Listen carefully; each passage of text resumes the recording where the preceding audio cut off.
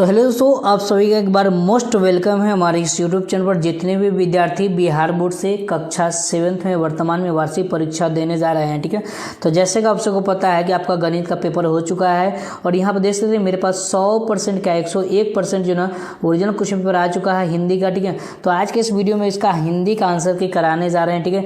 और सबका जो ना यहाँ पर सेम पेपर होने वाला है, ठीक है। तो आप लोग जो ना यहाँ पर देख सकते हैं, यहाँ पर एनुअल एग्जाम जो ना यहाँ पर लिखा हुआ है कि AE का मतलब होता है कि एनुअल एग्जाम, ठीक है, 2025 और HIN का मतलब हिंदी हुआ, ठीक है, इस तरह से, ठीक है। तो प्यारे बच्चों, यहाँ पर छात्र अपना नाम लिखेंगे और यहाँ पर जो भी आपका वर्ग क्रमांक होगा यानी कि रोल नंबर होगा, रोल नंबर लिखेंगे, विद्यालय का नाम लिखेंगे और प्रखंड का नाम लिखेंगे, संकुल का नाम और जिला का नाम, ठीक है। विषय आपको हिंदी होगा, 50 मार्क्स का आपका एग्जाम होगा और 2 घंटा आपको समय मिलेगा, ठीक है।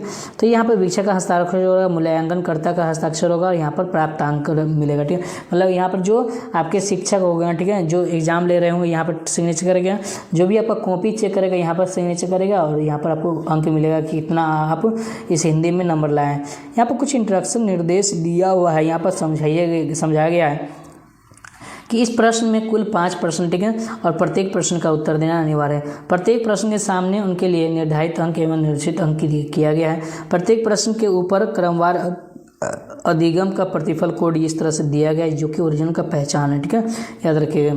तो पहला है कि कोष्टक में दिए गए विकल्पों में से सही विकल्प चुनकर रिक्त स्थान को क्या करना है, पूर्ति करना, ठीक है। तो पहला क्वेश्चन है कि साइकिल की सवारी पार्ट 1 ... है, तो ये क्या है, कहानी है, ठीक है। इस तरह से टिक लगा दीजिएगा, यहाँ पर लिख दीजिएगा कहानी, ठीक है। चलिए आगे बढ़ते हैं प्यारे बच्चों। अगला प्रश्न है कि मैदान भार लेना, मुहावरे का अर्थ क्या होता है, तो इसका मतलब होता है कि लड़ाई जीत जाना। क्या होता है, लड़ाई जीत जाना, यहाँ पर लिख दीजिए, ठीक है। अगला क्वेश्चन है प्यारे बच्चों कि अब्दुल कलाम का एक जन्म ... कहाँ हुआ था, तो अब्दुल कलाम का जो जन्म हुआ था वो तमिलनाडु में हुआ था, ठीक है। कहाँ हुआ था, तमिलनाडु में, ठीक है। अगला क्वेश्चन है प्यारे बच्चों कि हिमसुक ... क्या है, तो एक तोता है और तोता एक पक्षी होता है, तो पक्षी यहाँ पर लिख दीजिए, इस तरह से टिक लगा देना, ठीक है। अगला क्वेश्चन है प्यारे बच्चों कि क्षमा, वर्ष देखिए यहाँ पर लिखा हुआ है कि क्षमा शोभती उस भुजंग को जिसके पास ... होती है, ठीक है। तो क्या होती है, तो गरल होती है। क्या होता है, गरल होता है, ठीक है, याद रखिएगा, ठीक है। तो इस तरह से हमारा आंसर हो जाए, ठीक है। चलिए प्यारे बच्चों, दोनों प्रश्न की तरफ बढ़ते देखिए। आपके ब्राइटनेस बढ़ा दिया हूँ ताकि जो ना आपको साफ साफ दिखे, ठीक है, और जो ना आपके आँख पर कोई भी प्रभाव नहीं पड़े, ठीक है। पहला मैं आपको इसलिए दिखाया हूँ कि आप ओरिजिनल पहचान पाए, ठीक है, कि ओरिजिनल है या नहीं, ठीक है। चलिए आगे बढ़ते हैं। यहाँ पर कोड भी दिया गया, उसके अनुसार मिला भी सकते हैं। दिए गए कथन में सही के लिए सही का चिन्ह लगा दीजिए, गलत के लिए गलत का चिन्ह लगा दीजिए, ठीक है। पहला क्वेश्चन है कि क में कि ऐसे ऐसे पार्ट एक कांकी है, ठीक है, तो क्या है, एक प्रकार का, तो ये जो ना सही है, बिल्कुल सही बात है, ठीक है। कल्पना चावला का संबंध अंतरिक्ष से है, ठीक है, तो बिल्कुल सही है, ठीक है। अगला क्वेश्चन है कि ग में कि सम्मान का विलोम शब्द प्रेम होता है, तो ये गलत बात है, ठीक है। अगला क्वेश्चन है कि नेता का स्त्री नेती होता है, नेत्री होता है, बिल्कुल सही बात है, ठीक है। अगला क्वेश्चन है कि गुड्डी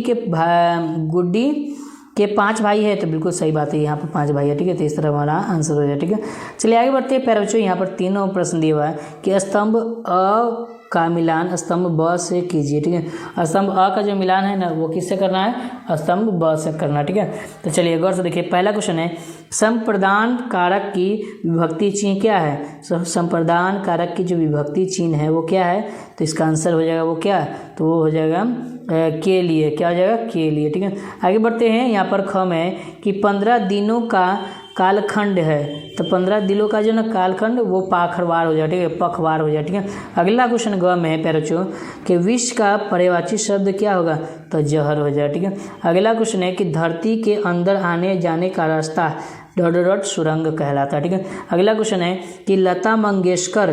क्या है, तो एक संगीतकार है, ठीक है। क्या है, एक संगीतकार है। इस तरह हमारा आंसर हो जाएगा, ठीक है। चलिए आगे बढ़ते हैं। 4वां प्रश्न यहाँ पर प्यारे बच्चों दिया हुआ है कि लघुत्तरीय प्रश्न दिया हुआ है जिसमें 50 शब्दों में क्या करना है, उत्तर देना, ठीक है, याद रखिए 50 शब्दों में उत्तर देना। पहला क्वेश्चन है कि कुंवर सिंह को किस क्षेत्र में ज़्यादा रुचि था, ठीक है, तो कुंवर सिंह को किस क्षेत्र में ज़्यादा रुचि था ये लिखिए।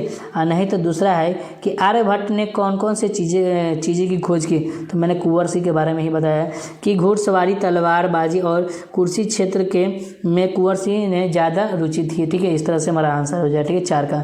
चलिए आगे बढ़ते हैं।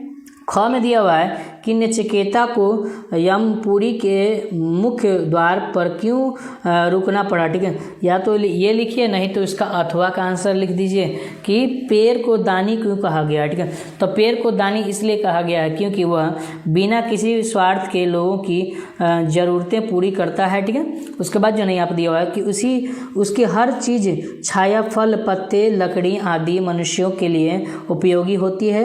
साथ ही वह ऑक्सीजन भी देता है जो सभी जीवों के लिए ज़रूरी है। बिल्कुल सही बात है। ठीक है, तो इस तरह से हमको आंसर लिख देना। ठीक है, तो मैंने यहाँ पर अथवा का लिखा हूँ। ठीक है, ख के अथवा का लिखा हूँ, ये मैंने टिक लगा दिया। ठीक है, आगे बढ़ते हैं। 5 नंबर प्रश्न प्यारे बच्चों दिया हुआ है, गौर से देखिए, समझिए गौर से।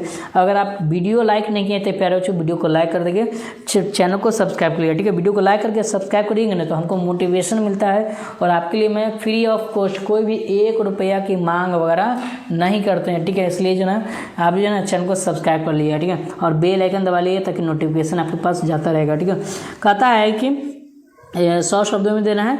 कबीर के दोहे पाठ से कौन सा दोहा आपको सबसे अच्छा लगा, उसके स्वार्थ को लिखे। ठीक है, उसके अर्थ को लिखे, उसके अर्थ को लिखना है। ठीक है, तो यहाँ पर ये क्वेश्चन है, नहीं तो इसका अथवा है कि नालंदा का वर्णन हुएंत्सांग ने किस शब्दों में किया था, तो इसके बारे में लिखिए। ठीक है, तो मैंने कबीर के बारे में लिखा हूँ। ठीक है, टिक लगा दिया हूँ। तो प्यारे बच्चों यहाँ देखिए इसका आंसर ये दिया हुआ है कि कबीर के दोहे में कल करे जो आज करे सो अब, पल में परैल होगी बहुरिया करेगी कब। यह दोहा जो है स्वाधिक पसंद आया। उसमें समय का सटीक संदेश दिया गया है, नियत किया गया है, जो कि सभी कार्य के लिए आवश्यक है और उसे कभी अभी करो, कल के भरोसे मत छोड़ो, क्योंकि भविष्य अनिश्चित है। भविष्य में क्या होगा ये कोई नहीं जानता। ठीक है, तो इस तरह से मैंने पूरा का पूरा बता दिया हूँ। अब चलिए मैं आपको ये बता